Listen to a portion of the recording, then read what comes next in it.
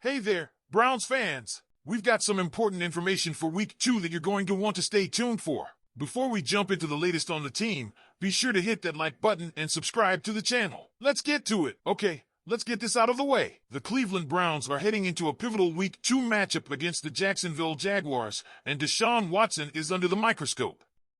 After a rough Week 1, there's no doubt that Watson needs a bounce-back performance to silence all the critics. But here's the catch. He's going to have to do it without some key players on offense.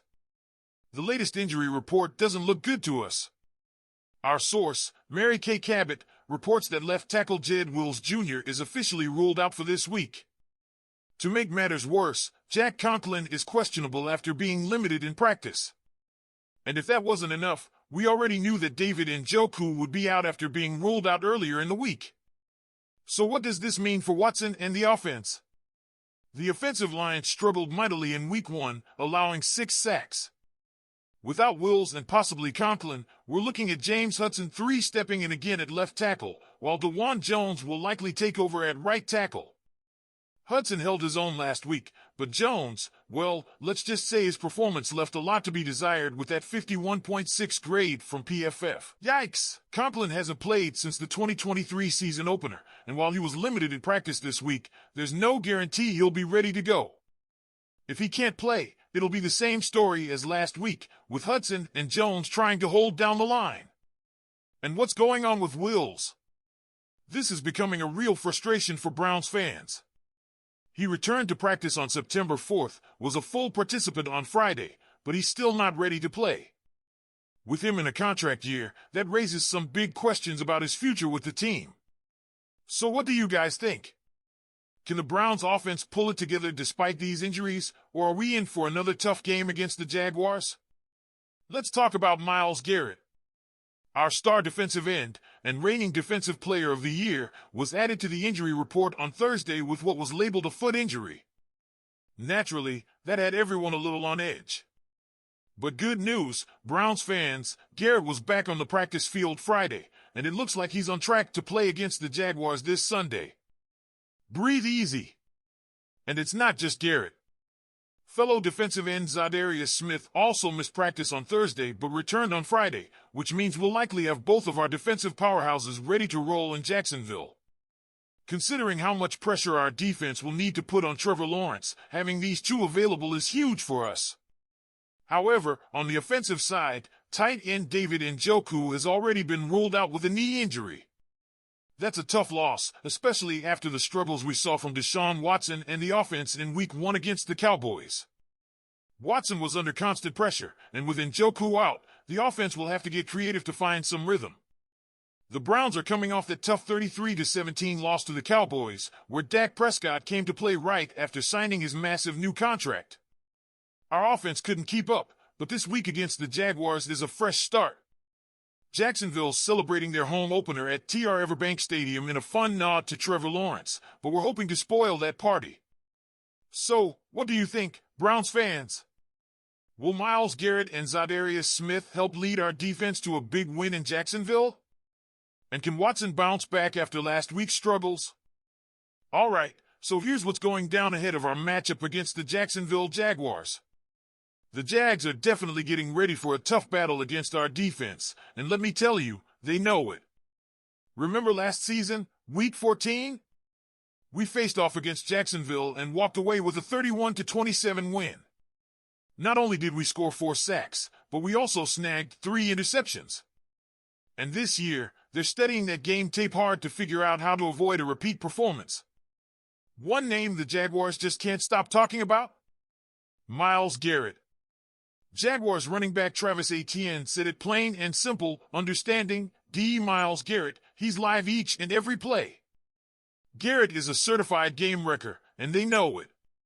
But let's not forget, Garrett isn't the only monster on our defensive line. Zadarius Smith, Ogbo Okoronkwo, and Maurice Hurst all got sacks in our last game against the Jags, and our defensive coordinator Jim Schwartz has said it many times. Our defensive line is the motor that drives this defense. Now, the Jags are coming off a 20-17 loss to the Dolphins and will be hosting us for their first home game of the season. They started strong last week, putting up 17 points in the first half, but the Dolphins shut them down in the second half. So, they're looking to rebound, but man, they have a mountain to climb with our pass rush coming in hot. Garrett's sack fumble on Prescott in Week 1 was a statement, and he's hungry for more. But Garrett's not the only one bringing the heat. Trevor Lawrence knows he's got more than just one guy to worry about. He called our defense a physical group, singling out Garrett and Smith, but also emphasizing that it's the whole defense that makes us dangerous. That's a shout-out to our elite cornerback room. Denzel Ward, Greg Newsome II, and Martin Emerson Jr. are the top dogs back there, and while we didn't get any interceptions last week, we did break up 6 passes, with Ward leading the charge. Ward knows how to handle Lawrence, too. Remember, he had an interception against him last season, and Emerson had 2, a career high. Jaguars WR Christian Kirk knows they'll need to be sharp, especially when it comes to beating man coverage. They like to run a lot of man coverage and get up in your face, he said. That's right, and we're not making it easy for them this time around either.